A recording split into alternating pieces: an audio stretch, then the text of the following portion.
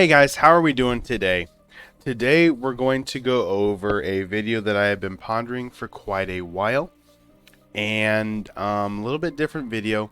As you guys know, I like bringing videos that are informational.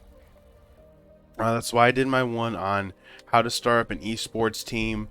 That's why I do the world's videos the way that I do them, so that everybody knows as much information about what's going on as possible, because it is it's a game that a lot of people spend money on, and it is a game that a lot of people devote a lot of time to playing. So in the background, I am going to show the last random war that we did, and I will show all the attacks, whether they 3-starred or not, because I think I'm going to need that much time to get through this video. So that's what we're going to do. But so none. Without further ado, let's get into it. So, good, we're starting out with the triple. That helps. All right, so while that's playing in the background, here we go. I want to go over the different leagues. There's a side of these esports tournaments and the leagues that very few people realize. Tournaments and leagues are categorized into 3 different style of leagues. Number 1, you've got your community leagues. That is your Hurricane Cup, that's your Event Hubs Jungle Cup, that's your Global Clash Cup with GCC. Then you have what are the invitationals, which is where the teams are hand selected. WHF Invitational, NACC, and a couple others. Those are teams were picked on purpose. Then you have your ESL setup, which is normally through websites which have staff and admins that are paid staff. So those people are actually paid to do the job that they do. We're going to start out with community. I like ending on a high note, so let's finish on the good stuff, start with the bad. The problem with community leagues, honestly, to be bluntly honest, you guys know I'm straight up, it's laziness. Reps are rude. Players are rude. Egos get in the way of a tournament being able to run smoothly quite often. In fact, just this week in Hurricane Cup, the one of the reps for the teams, we're already in week 4 of Hurricane Cup, so they haven't paid attention at all. But they were told they weren't selected, and then 4 weeks later got all ticked off about it. Said a few choice words, flipped us the bird, and left the server. Well, actually, he was banned from the server. But that's what we have to deal with. All over, I have no clue, all over his team not getting selected for a tournament. The selection process was 100% fair. It was all on a stream. Everything was there. It was off of a wheel. The wheel spun. Your team's name didn't get picked. No hand selection. Nothing like that. Couldn't keep you out on purpose just because your name was sitting there. So, stuff like that. Whenever that happens, it's easy to kind of brush it off. I will admit, that's easy for us to just go, you know what? Whatever. That's unprofessionalism. That's not what the majority of the teams will be.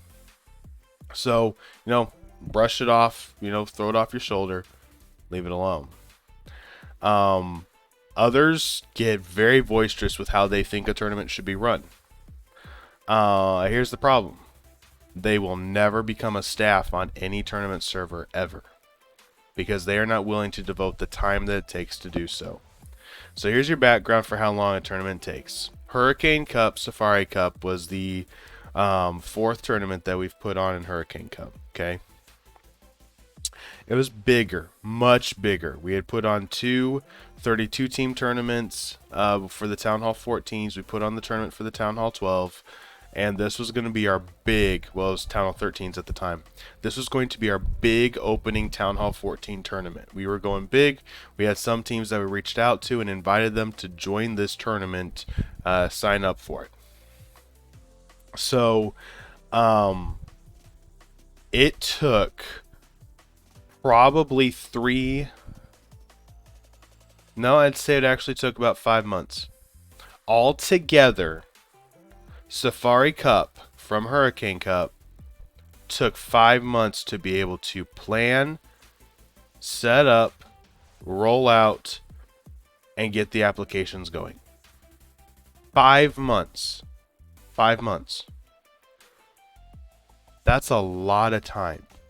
For one tournament, we took that much time trying to get everything lined up. We have sponsor money we have to find. The prize pool is not just sitting there. These servers don't just have a bunch of money sitting in reserve, by the way. They don't have all this money sitting in reserve. These tournaments are sponsored by people or other organizations. Burnt Base sponsors. Streamers like myself are able to sponsor because then we can get pings and we get a little bit more known. Then you have other teams that will sponsor. Evolute sponsors. House of Bases sponsors. Clash Op. They all sponsor. And they put up money to sponsor. So because of that, we have a prize pool. And only because of that. There is no other reason. Base builders will put up bases. They'll be like, hey, we will sponsor. They will get a custom base pack. They will get this many bases. They'll sponsor. That's what we have to do. The prize pools are not just sitting in a reserve. This isn't a bank that they have, bank account that they have just sitting in the back waiting to be pulled out. That's not how it works.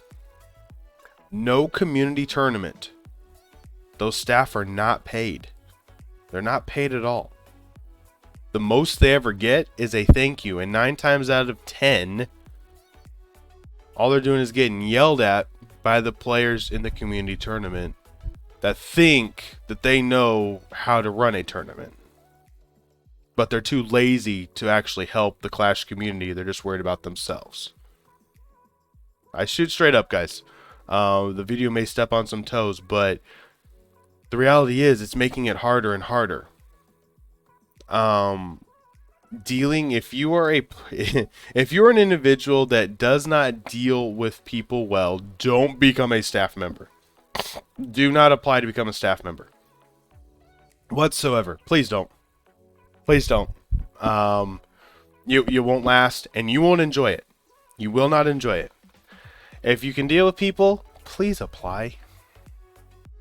There are 7 servers I can name in the last week that have put out applications for staff to be able to help run tournaments, to be able to help run the server, to be able to help make it more enjoyable for the Clash community. And to be a staff member, in my eyes, is a very awesome privilege. You are a part of making sure everybody, not just the ones that are already getting paid to play this game. Space Station gets paid to play this game. Queen Walkers get paid to play the game. Tribe Gaming gets paid to play the game.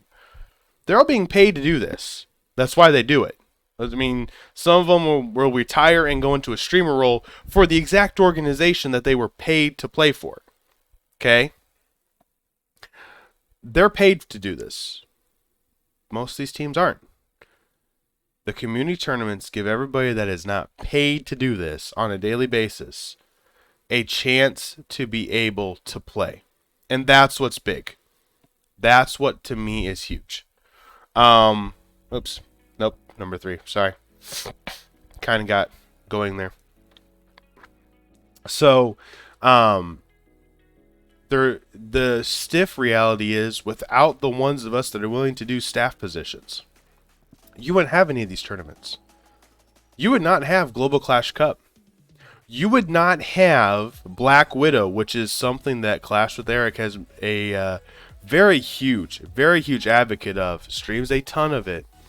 You wouldn't have that tournament if it wasn't for the staff of Black Widow.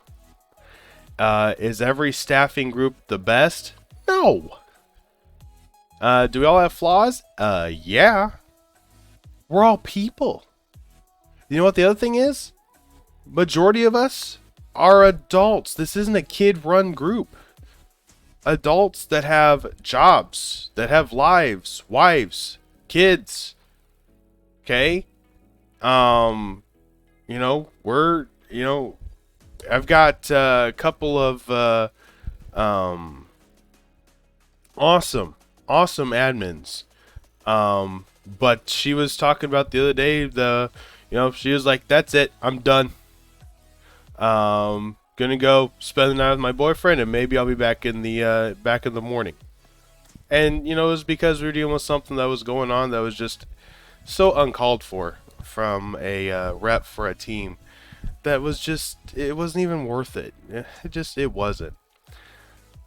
And let's be honest, in regular life, we get paid to deal with a lot of stuff at our job, okay? In regular life, we get paid. In real life, we get paid to deal with stuff. We'll put up with a lot because we're getting paid to do it. We're not getting paid. This staff is not getting paid to put up with anybody complaining or talking to them, calling them names, any of it. Not getting paid to do any of that at all. So why would you? Why would you put up with reps like that are mean like that? We want everybody else to be able to, because you got your bad reps, but you got your reps that make life enjoyable, that you're able to joke around with, have fun with, and you're able to do a lot of different things, which makes it more enjoyable. But 9 times out of 10, all you're doing is getting yelled at, and maybe one person will say, hey, thanks for the help. We don't get anything else except a thank you. Staff doesn't get anything else except a thank you. The biggest issue is laziness. Honestly. Supposedly, staff and admins are supposed to be there at the drop of a hat, able to answer any question at any time. Drop of the hat. Okay. The problem is, when the information that you just asked us has been announced, pinged, and placed in exactly where it's supposed to be, and you're just too lazy to go find the answer yourself. That frustrates the life out of us. Because you can't do it. We put all this work into 5 months. 5 months. 3 to 5 months average of putting work into this tournament to set everything up for as easy of a league to run and as easy of a time for you as a rep or of a team to be able to be a partaker in this tournament. We put all that work into it, and then you're too lazy to go do your job. So you decide to put it on us to do your responsibility. That's why in my video on the esports, so you want to be an esports team, I put in there, learn the tournament, read the rules, find the links. Everything is there. You do have to do a little bit of work to find it. That's your job as a rep. The admin's job is not there to be able to come alongside and make up for laziness or make up for deciding you just don't want to do the work. That's not what they're there for. They're there to help the tournament run as smooth as possible. Legitimate issues, we'll be there in a flash. We'll take care of it as fast as we can. And one of us can log on if it's a legitimate issue. Some of this stuff is just ridiculous that we'll get pinged for. So, community tournaments, that's the dark side. Staff, it doesn't get paid, contrary to popular belief. Staff does not get paid. Staff is not a bunch of kids that just have all day to be watching Discord no matter what. Staff does not have the ability just to drop everything sometimes to be able to answer some questions. The good about community tournaments, though, I said I want to end on good. Here's the good. Everybody can play. Everybody can play. We have 208 teams in Event Hub's Jungle Brawl Cup. We have 96 teams in Hurricane Cup. There were close to 300 teams, I believe, in Global Clash Cup last year. Awesome! Amazing! That's what the Clash community is. That's why I'm a streamer. That's why I want to be on staff. Every single thing. And we'll get into the other two tiers here in a second. Every single tournament Okay, whether you are community, invitational, or ESL focused, every single tournament, there's going to be there's a common thing. You know what it is? There's a winner. There's a winner of the tournament that gets the prize and gets recognition for being the champion. No matter which one of the 3 tiers you're in, there's a winner that gets a prize and gets recognized as a champion. And that is why I am a part of this community. Because I want to be part of that one-off team that somehow just had a freaking great month. Couldn't miss for a month through the playoffs. And they're grand champions of a tournament. They'll be forgotten probably by the next time the next tournament rolls around. But you know what? For 4 weeks, everybody will know they were the tournament winner for that tournament. Priceless. And then people kind of know who they are. That's how you make a name for yourself. Clash community leagues and tournaments are a vital part of getting the whole community involved. Because without them, nobody's going to be able to show up. You're going to have your same 125 to 150 teams that are paid / sub-paid. So you got your paid teams, and then you got all the sub-teams that go underneath them. Space Station, then all their teams. Tribe, all their teams. One Hive, all their teams, etc. You're going to have that happen, and you're never going to have anybody new. It's going to get boring. There's nothing else for teams to be able to shoot for. Nothing else for clans to be able to try to do. No recognition. And honestly, then why even play the game? That's why Thunder's together. We came together with a goal of going to Worlds, and we just want to get there. Not even winning it. We just want to get there because we want our name to be there. That's all it is. It's getting your name there. You want to be known. That's it. Go win a Clash tournament. Go win a Community League tournament. Be there. Show up. Participate. Don't be a problem. The admins and staff will know you. And then that helps you when you get into our second tier. So then once you do that consistently enough, admins know you, staff knows you. And by the way, staff and admins for all these different servers tend to be staff on a bunch of other servers too. There seems to be a lot of intertwined here, okay? Second one, invitationals. That is where they are hand-picked teams. You may sign up, but they are hand-picked teams. And those teams that they picked have been interviewed. They know that they're not going to forfeit. They're not going to drop out of the tournament. They're not going to make a mockery of the tournament. They're going to show up. They're going to at least play and give it at least a shot. But it's going to be fun because 9 times out of 10, those are the matches that are streamed. NACC, WHF Invitational, the Itsu Cup has 8 teams from a qualifier round, and then he's got the invited teams that he's inviting that he just released. Invited teams are teams that are going to be there, show up, and you trust them to do what your tournament is designed to do. That's why you have invited teams. May think it's unfair. It protects you. It protects you from a lot. Streamers doing invitationals makes a lot of sense because streamers aren't running a staff. They're just running a tournament. So for a streamer to do an invitational is actually really smart because then there is less risk involved. Invitationals are where you want to get to. You want to get to the invitationals because then you're known. Teams realize what you're able to be. You're invited. You're playing against some higher teams. You may lose, 50 to 70% of the time. Who knows? But because you participate and because you do your job and you don't cause a problem and you're known in the Clash League community, which is the staff and the admins, because you're known as a team that shows up, doesn't forfeit, always plays, then you get invited to things. And the invitationals are really the second step as far as the grand scheme.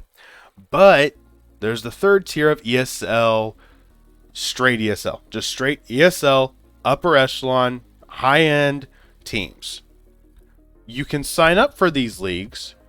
Most of them will take you to be able to play in these leagues. However, that doesn't mean they're easy to play in.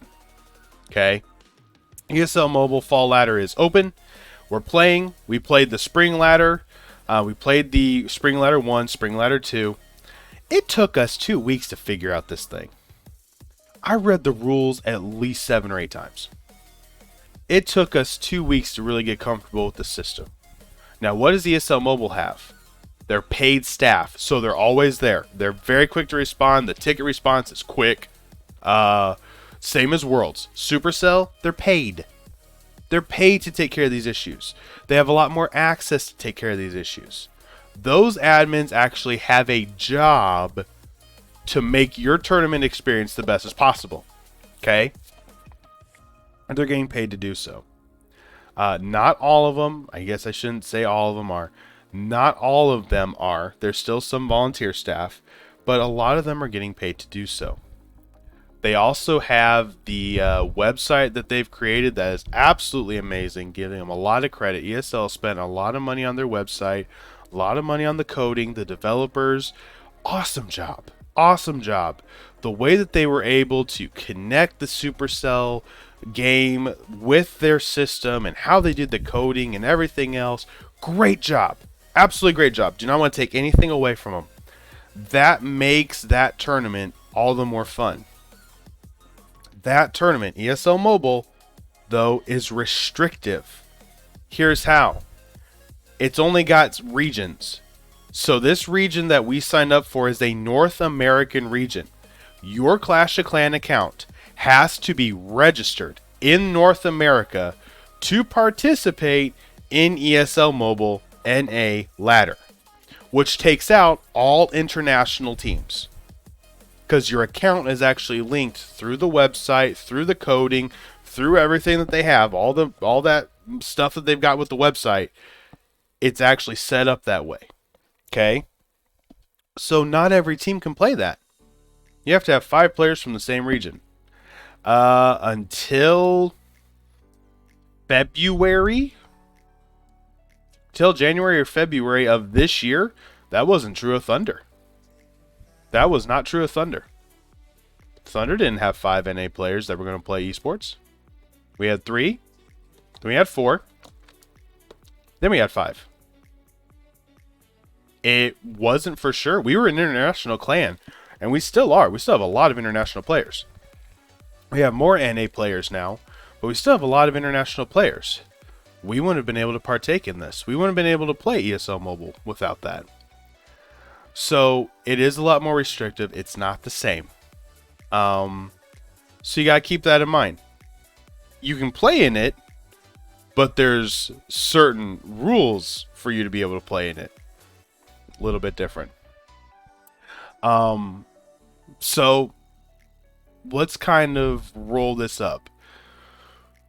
What are the big problems that happen when it comes to Clash community? Well, number one is the dropouts.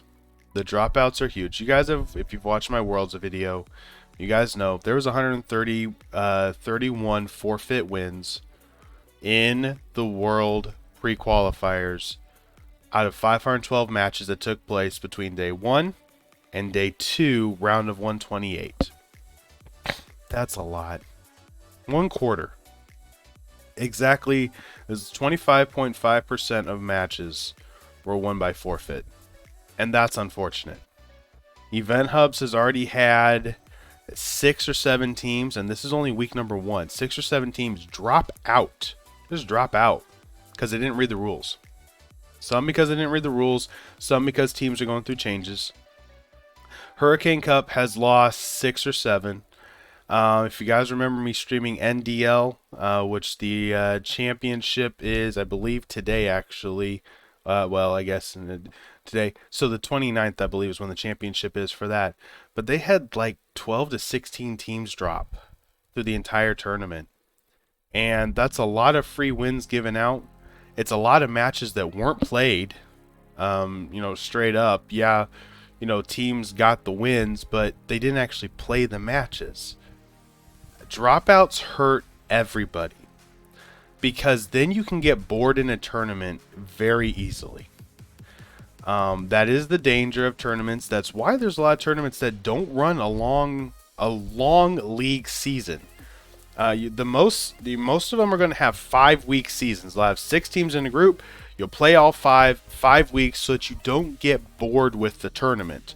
Because then once that league play is done, you still have the playoffs. So if you're one of the the top 2 teams in your division, you still have the playoffs to finish. And because of that, they do 5 weeks tops so that you don't get bored. Because we do play a lot of different teams all at the same time, a lot of different leagues. Very few, are playing one league at a time. So that is a big issue. Dropouts is huge. Many because they never read the rules. Many because, teams get switched around. I've never seen it. This year has been a bad year when it comes to just teams switching around. It's not an issue, but it does make it hard on admins when you're constantly switching out teams or giving out free wins just because of whatever. It hurts your tournament. It really does. So, it's not necessarily fun for the staff to have to go, yeah, you get a free win. Great, you got a free win, which means you're one step closer possibly to the playoffs. Good for you, but you want to play. You want to be able to play. That's why you're in these tournaments. You want to be able to play them. So, but one thing, and try to wrap it up here on this video.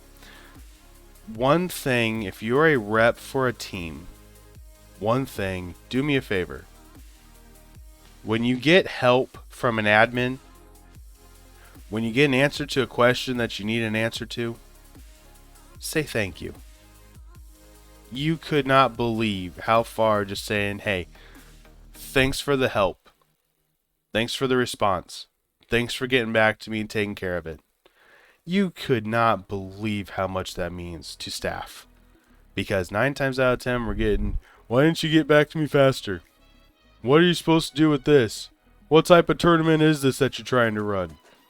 We get blasted. We get called names. We get blasted. And we're just the same as everybody else. We're just the ones trying to put on these tournaments to give everybody an opportunity. Every single tournament has the same goal. A champion, a winner of a tournament that gets the prize pool at the end. Community tournaments give everybody that opportunity. But yet we have to deal with so much stuff just to give everyone that opportunity. It's not easy. It's 3 to 5 months just to get the thing started. Just to get these tournaments started, it's 3 to 5 months of work. The rule book, none of this is copy paste. This isn't just copy paste. This is good for the next league, so we'll just keep it. Very few things are that way. It really doesn't work like that. So if you're a rep, do me a favor. When an admin, staff, moderator helps you out, take care of an issue, just say thank you. It goes a long way. Because the other 9 times besides you in that day, we're going to get told we don't know what we're doing. And it's just the reality. I love Clash. I love the Clash community. I love being able to have players on my team from Australia, India, UK, North America, and I get to clash with every single one of them, have relationships with every single one of them, and that is awesome. Being a rep for Thunder has given me more contacts to people around the globe that I'm able to talk to, and I fully love the Clash community, and that is why I'm a staff member on 2 servers. That's why I'm not a staff member on 3, because I can't devote any more time. I cannot devote any more time. I do not want to stretch myself too thin, and it's not fair to that server. So if you are able to, I would encourage you, when you see staff applications show up, be honest. They interview people. It's like a job interview because they've got to know that you're not coming in just trying to screw up the server. There are scammers out there. But if you're able to devote 30 minutes a day, and you're able to say, hey, 30 minutes a day, I can log on here, help you out. I would absolutely encourage you to apply to a staff position at any server when they have the staff positions open up. They're asking for help because they need it. Because if you don't have the staff, you don't have the tournaments. And that's the reality, guys. That's just the reality. I know it's a longer video. If you've stayed until this end, I appreciate it. I did keep it to roughly 30 minutes, which I was wondering if I could or not. Didn't know if I was going to have to make this a part 1 and 2, but we didn't have to. It's all in one video. Guys, the dark side of Clash is there's just the way you got to deal with things, and you know, things that people don't realize. Staff is not paid in community tournaments. Staff is doing this just because they love the community, you know, and they don't have a bunch of resources just sitting there. So next time an admin staff helps you out, do me a favor, just say thank you. If you have an issue, we're not perfect, we know that. Please, we know that. We're still trying, you know, all these tournaments are trying to put on the best that they can, do the best that they can. And tournaments continually evolve and learn with all the new teams and everything else that takes place. We're not perfect, I'm not saying that. But when an issue gets taken care of, say thank you. So that at least for that 1 minute, that person is appreciated. That admin, staff member, whatever it may be. Just say thank you, and it'll go a long way. Guys, I appreciate you hanging out with me today. Saturday, 12-hour stream. Cannot wait for that. Looking forward to it. Obviously, we got a lot of fun stuff that's going to go on. We got partnerships we're going to unveil, and a couple other things that are going to take place. But, guys, that's going to be it for this video. I appreciate it. If you did like the information, hit thumbs up. I guess if you didn't, then I'll see plenty of thumbs down. But hit that subscribe button. I got a couple more informational videos that are going to be coming out. I know it was a little bit different, but hey, I want to have everybody be informed of what really goes on behind the scenes for a lot of what Clash of Clans has in the community. So I appreciate you guys watching. Have an absolutely great day. We'll see you on the next one. Wings up, Hawk out, take it easy.